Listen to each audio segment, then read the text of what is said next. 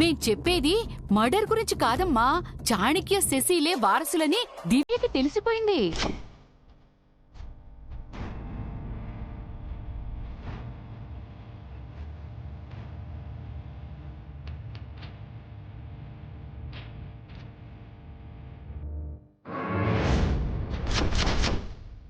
What? ఎలా తెలిసింది?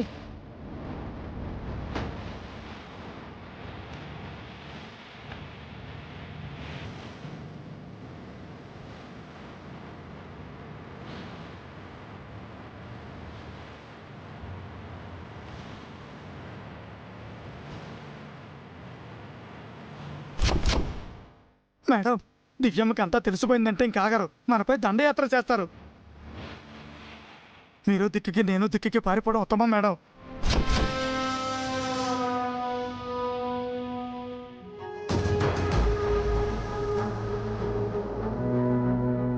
ఏంటి దివ్యమ్మ ఈ ట్విస్ట్? చాణక్య సారు సిసమ్మలే వారసులా? ఇంట్లోనే వారసుల్ని పెట్టుకుని ఊళ్ళన్నీ వెతికావా? ఎందుక చాణక్య సారు పరసు కొట్టేయాలని ప్రసాద్ గారు చంద్రిక గారు అనుకున్నారు? ఎందుక మీ పిన్ని గారు స్కెచ్లన్నీ కాల్ చేసి దినకర గారిని చంపేశారు? అసలు మనకి తెలిసిన వాళ్లే అయ్యుంటారని ఊహించాను, కానీ ఆయన శశి వారసులని ఊహించలేదు చార్కేశ. ఎందుకేనా పిన్ని ఇంత డ్రామా ఆడింది? ఆవిడ ఎన్ని ఎత్తులు వేసినా చివరికి న్యాయమే గెలిచింది దివ్యమ్మ. ఆ దేవుడున్నాడు, మీకు మంచి చేస్తున్నాడు. కానీ ఆయనకి శశికి శాపం విషయం ఎలా చెప్పేది? వాళ్లతో యాగం ఎలా చేయించేది? పైగా ఇప్పుడున్న సిచ్యువేషన్లో శశి శాపాన్ని ఎలా తీసుకుంటుందా అనే భయంగా ఉంది. ముందు అన్నయ్య గారితో ఈ విషయం చెప్దాం దివ్యమ్మ. మనం ముగ్గురం డిస్కస్ చేసి ఏం చేయాలో నిర్ణయం తీసుకుందాం. పదండి.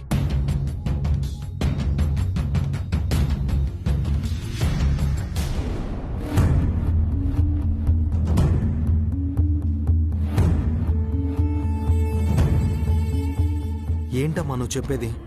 అవునన్నయ్య, వారసులు ఎవరో కాదు, ఆయన వదిన. నమ్మలేకపోతున్నాను. ఇంట్లోని వారసుల్ని పెట్టుకుని ఊర్లన్నీ తిరిగామా? అవును బాబు, విధి విచిత్రం చూసారా? ఏ వంశస్థులైతే మీ వంశానికి శాపం పెట్టారో అదే వంశస్థులు దివ్యమ్మకు భర్త అయ్యారు, మీకు భార్య అయ్యారు. శాపం పెట్టిన వారే శాప విమోచనం కలిగించబోతున్నారు. బావతో శశితో యాగం జరిపించాలంటే వాళ్ళకి శాపం గురించి చెప్పాలిగా చార్కేశా. అదే భయంగా ఉందన్నయ్య. ఎలాగోలా చెప్పి యాగం చేయించాలి. నువ్వు జైలుకి వెళ్ళావని వదిన నాపై కోపంగా ఉంది. ఈ పరిస్థితుల్లో ఎలా చెప్పాలో తెలియడం లేదు. భయపడకు దివ్య, దేవుడు మనకి ఇన్ని అవకాశాలు ఇచ్చాడు, ఈ ఒక్క అవకాశం ఇవ్వడా? నేను బయటకు వస్తే అంతా చూసుకుంటాను. మీరు బయటపడే దారి కూడా దొరికింది బాబు. దినకర గారిది సహజ మరణం కాదు, మర్డర్.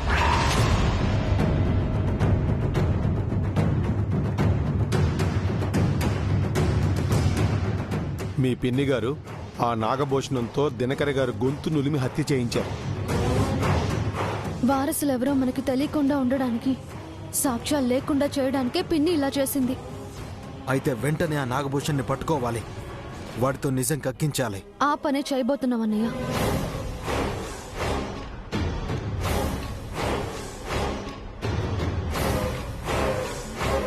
ఇన్స్పెక్టర్ గారు, దినకర్ గారి పోస్ట్ మార్టం రిపోర్ట్ మీకు అందిందా?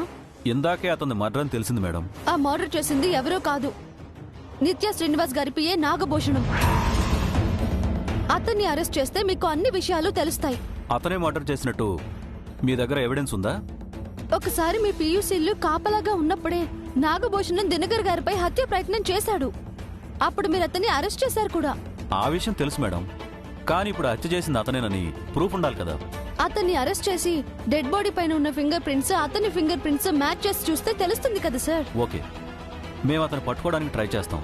కాకపోతే ఈ పాటికి అతను పరారీలో ఉండుంటాడు.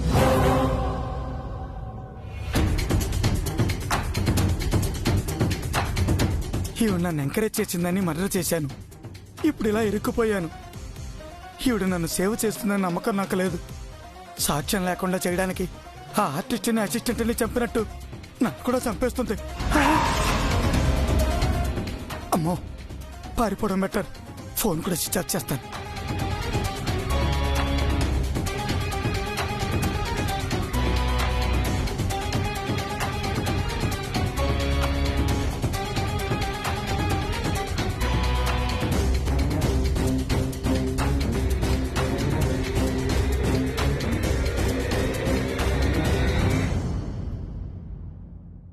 నాగభూషణం, నాగభూషణం,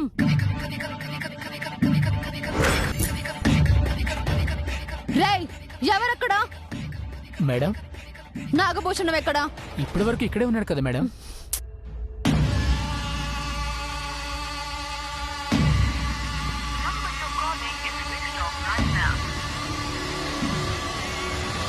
షిట్! పారిపోయినట్టున్నాడు. వెళ్ళు, వాడు ఎక్కడుంటే అక్కడే వాడిని చంపేయ్. మేడం, అతను మీ పిఏ. బుల్షిట్! కన్న తల్లిని తోడబుట్టిన దాన్నే వదల్లేదు, దానికి పుట్టిన పిల్లల్ని వదల్లేదు. After all వాడెంత? వాడు పోలీసుల దగ్గరికి వెళ్లి అప్రూవల్ గా మారితే నేను రిస్క్ లో పడతాను. Go and kill him.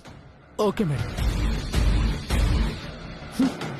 రే నాగభూషణం, ఎక్కడికి వెళ్ళావురా?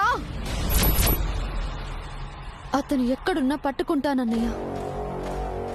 రేపు నిన్ను కోర్టుకు తీసుకువెళ్లే లోపు అతన్ని పట్టుకుని నేరాన్ని ఒప్పించి పిన్ని పేరుని బయటికి తీసుకొస్తాను. నా పేరు బయటికొచ్చిందో నా పేరోల్ రద్దవుతుంది. నేను జైలుకి వెళ్తాను. నువ్వు బయటికి రావడం, పిన్ని జైలుకి వెళ్ళడం ఖాయం. వేట మొదలు పెడతాను. వాణ్ణి వేటాడాలి. వాడు నా చేతికే దొరకాలి.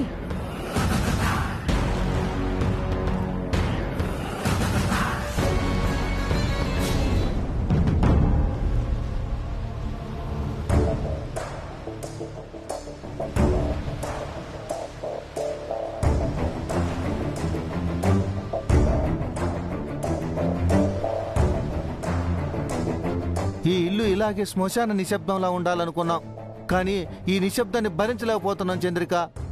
మన సంగతి అలా ఉంచు పౌడ్రు. పాపం, ఇన్నాళ్ళు నమ్మకంగా పనిచేసిన ఆ నాగభూషణాన్ని నిత్య చంపించాలనుకుంటుందట. వాడి పరిస్థితి ఎలా ఉందో.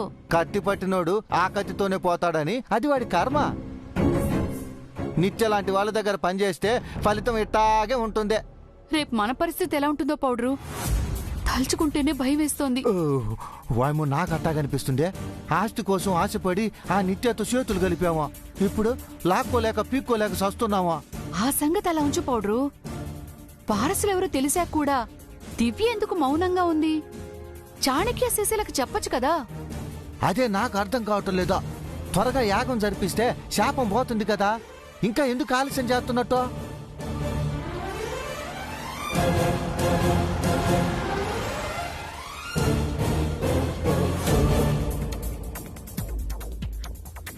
దివ్య వస్తుంది, గమ్మునుండండి.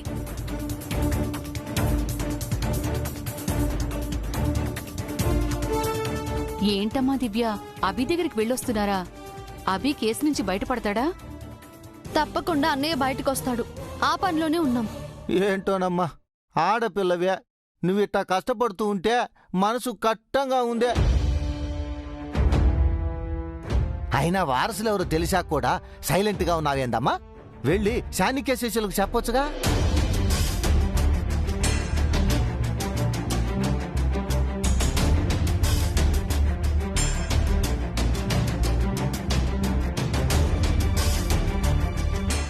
అలా నూర్చారేంటి పౌడ్రు? ఫ్లోలో వచ్చేసింది చంద్రిక. ఇప్పుడెలా కవర్ చేయడం? ఏదో ఒకటి చెప్పి మేనేజ్ చేయవా? వాళ్లే వారసులని మీకెలా తెలుసు? ఆహా, అంటే ఇందాక చాణక్యతో ఆ ఫోటో చూపించి అడిగావు కదమ్మా. ఫోటో గురించి మీకెలా తెలుసు? మీతో పాటు మేము అటకేశ్వరం గుడికొచ్చాం కదమ్మా. అయితే మీకు చాలా విషయాలు తెలుసు. ఆ, ఆ, అదే లేదమ్మా. నీకెంత తెలుసో మాకు అంతే తెలుసు. ఇంకా ఎందుకు అబద్ధాలాడతారు? ఆయన శశి వారసులని మీకు ముందే తెలుసు. ఆ విషయం మాకు తెలియకుండా పిన్నితో కలిసి నాటకం ఆడారు. ఆయన పర్సులో ఉన్న ఫోటోని కొట్టేయాలనుకున్నారు. మేము వారసుల కోసం కష్టపడుతుంటే మీరు వేడుక చూశారు. ఈ దినకర్ గారిని, ఆయన అసిస్టెంట్ ని చంపుతారని కూడా మీకు తెలుసు. ఆయన నా దగ్గర దాచిపెట్టారు. నాకంటే పెద్దవాళ్ళై బతికిపోయారు. లేదంటే మీకు పెద్ద పనిష్మెంట్ ఇచ్చి ఉండేదాన్ని.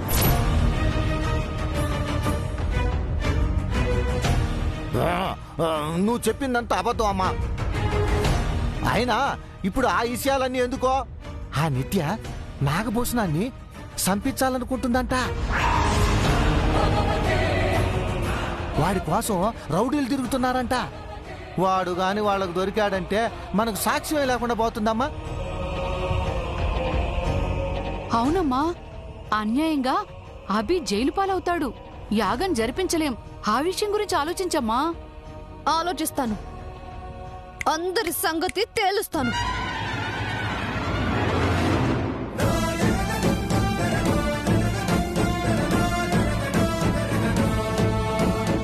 పిల్లి కళ్ళు మూసుకుని పాలు తాగుతూ తనని ఎవరు చూడలేదనుకుంటుందట.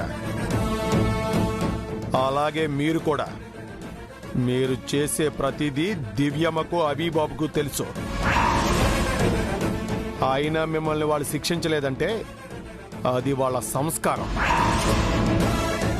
జీతం తీసుకునే నేనే విశ్వాసంగా ఉంటే కొన్ని సంవత్సరాలుగా ఇంట్లో పడి బతుకుతున్నారు. మీరు ఇంకెంత విశ్వాసంగా ఉండాలి? ఎప్పటికైనా మారండి. బతికే ఇంకొన్నాళ్ళైనా మనుషులుగా ఉండండి. నా మాటలు మీకు కోపం తెప్పించొచ్చు, కానీ ఒక్క నిజం చెప్తాను. పాము నవ్వుతూ కాటేసినా కోపంతో కాటేసినా చావటం ఖాయం. నిత్య గారు కూడా అంతే. ఈరోజు ఆ నాగభూషణం, రేపు మీరు. పోయే ముందు సంపాదించుకోవాల్సింది ఆస్తుల్ని కాదు, ఆప్తుల్ని. మీరు చస్తే ఎవరూ దగ్గరికి రారు, అది గుర్తుపెట్టుకోండి.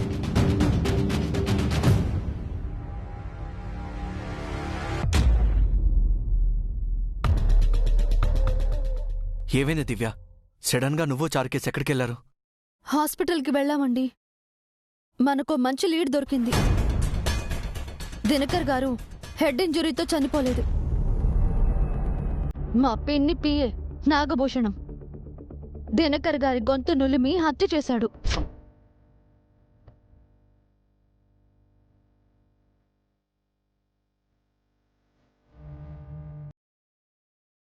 ఈ విషయం పోస్ట్ మార్టం రిపోర్ట్లో క్లియర్గా ఉంది. మరి ఈ విషయం పోలీసులకు చెప్పావా? స్టేషన్కి వెళ్ళి అన్నయ్యతో, ఇన్స్పెక్టర్తో చెప్పాను. నాగభూషణం పరారీలో ఉన్నాడు. వెతకాలి.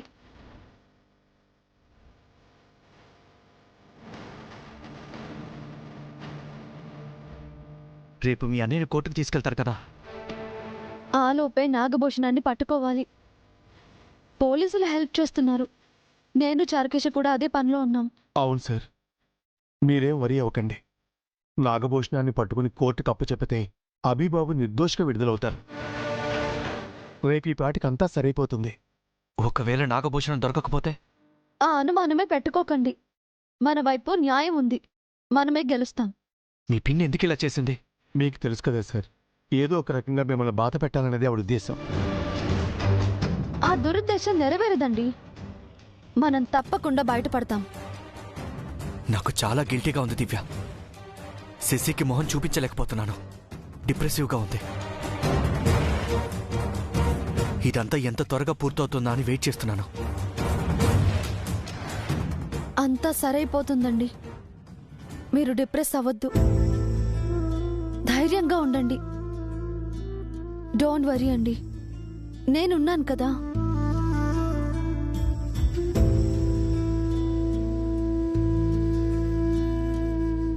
వచ్చావా దివ్య?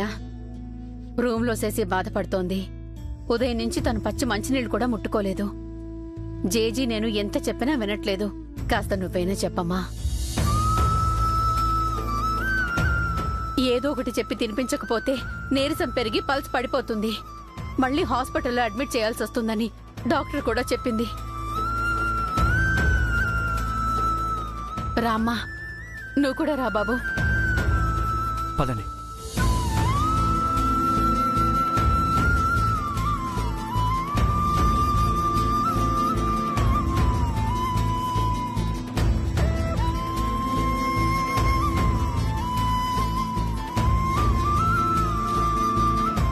వదినా, రా వదినా, భోంచేద్దాం. ఉదయం నుంచి నువ్వేమీ తినలేదు శశి. పల్స్ పడిపోతే హాస్పిటల్ అడ్మిట్ అవ్వాలి. పర్వాలేదన్నయ్య, ఒక 2 రోజులు తినకపోతే నేనేం చచ్చిపోను. అవేం మాటలు వదినా? ఇంకెలా మాట్లాడమంటారు? ఆయన దోషిలా స్టేషన్లో కూర్చొనుంటే నన్ను ఇక్కడ తింటూ కూర్చోమంటారా? అన్నయ్యకేం కాదు వదినా. అన్నయ్యని విడిపించడానికి అన్ని ప్రయత్నాలు చేస్తున్నాం. రేపింటికి వచ్చేస్తాడు. ఆయన్ని రానివ్వండి, అప్పుడు తింటాను. కాస్త నీ ఆరోగ్యం గురించి కూడా ఆలోచించొదినా. నువ్వు మా అన్నయ్యని ఏమైనా ప్రేమించావా వదినా? ఇష్టపడి పెళ్లి చేసుకున్నావా? సంతోషంగా కలిసుంటున్నావా? లేదు కదా. ఏదో తాళి కట్టాడు కాబట్టి తప్పక భరిస్తున్నావు.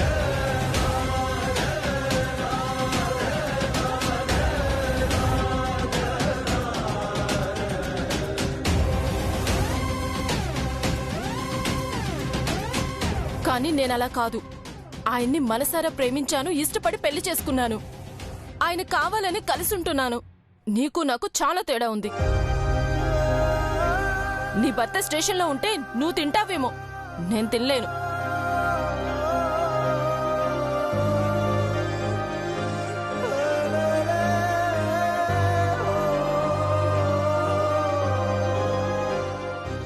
అవేం మాటలు శశి? నువ్వొకటి, దివ్య ఒకటినా? బయటున్నావు కదా అన్నయ్య, నీ భార్య పక్కనే ఉంది కదా, ఎన్నైనా మాట్లాడతావు. నువ్వు చేసిన తప్పుకి మా ఆయన స్టేషన్లో ఉన్నారు. రేపు జైలుకెళ్తారు. చెయ్యని నేరానికి శిక్ష అనుభవిస్తారు. నీకేం పోయింది? భార్యతో హాయిగా ఉంటావు. దూరం అయ్యేది నేను, దుఃఖం అనుభవించేది నేను.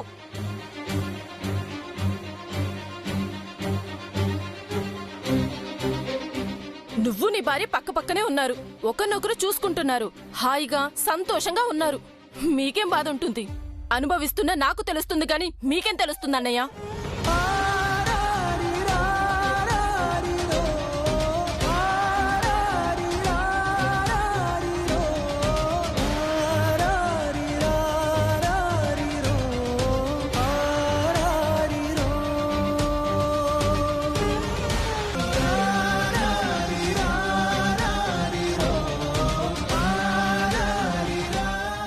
ఏమండి,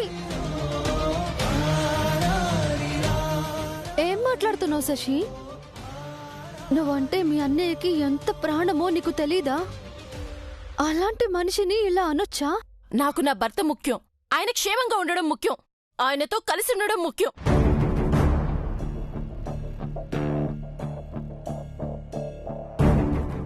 అయినా అన్నయ్య అంటే చెల్లెలి కోసం చెయ్యని తప్పుకు జైలుకి వెళ్లాడే ఆయన. అంతే తప్ప చెల్లెలి భర్తని అడ్డు పెట్టుకుని బాధ్యత లేకుండా తిరిగేవాడు కాదు.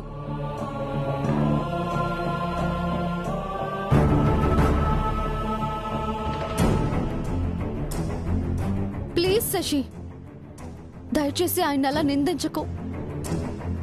ఇప్పటికీ ఆయన చాలా గిల్టీగా ఫీల్ అవుతున్నారు. మీ ఆయన్ని ఒక్క మాట అన్నందుకే ఇంతలా బాధపడుతున్నావే? మరి మా ఆయన స్టేషన్లో ఉన్న ఆయన గురించి నేనెంత బాధపడాలి? నా బాధ మీకు అర్థమవుతుందా? అర్థమవుతుంది, కానీ నీకు కోపం ఉంటే నన్నను. ఆయనేమి అనకు. ఆయన ఎంత బతిమాలినా అన్నయ్య వినలేదు. అది నువ్వు అర్థం చేసుకో. ఏం జరిగింది, ఏం జరగబోతుంది అనేది నాకు అనవసరం. మా ఆయన నాకు కావాలి, అంతే. ఆడపిల్లవనిపించుకున్నావమ్మా. పెళ్ళైతే పుట్టింటిని పక్కన పెట్టి అత్తింటిని ప్రేమించే సగటు ఆడపిల్లవైపోయావు. నిన్నటి వరకు నిన్ను ప్రాణంగా ప్రేమించిన మీ అన్నయ్య ఈ రోజు నీకు శత్రువైపోయాడా శశి? ఎంత మాట నేసావమ్మా. దివ్యమ్మ కోసం అబీబాబు స్టేషన్కి వెళ్లారు, ఒప్పుకుంటాను. కానీ మీకోసం చాణక్య సార్ ఈ ఇంట్లోనే ఉంటున్నారు.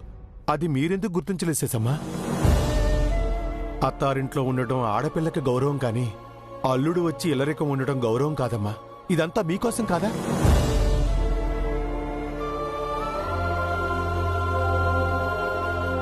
మా అన్నయ్యపై నీకింత ప్రేమ ఉన్నందుకు సంతోషంగా ఉంది.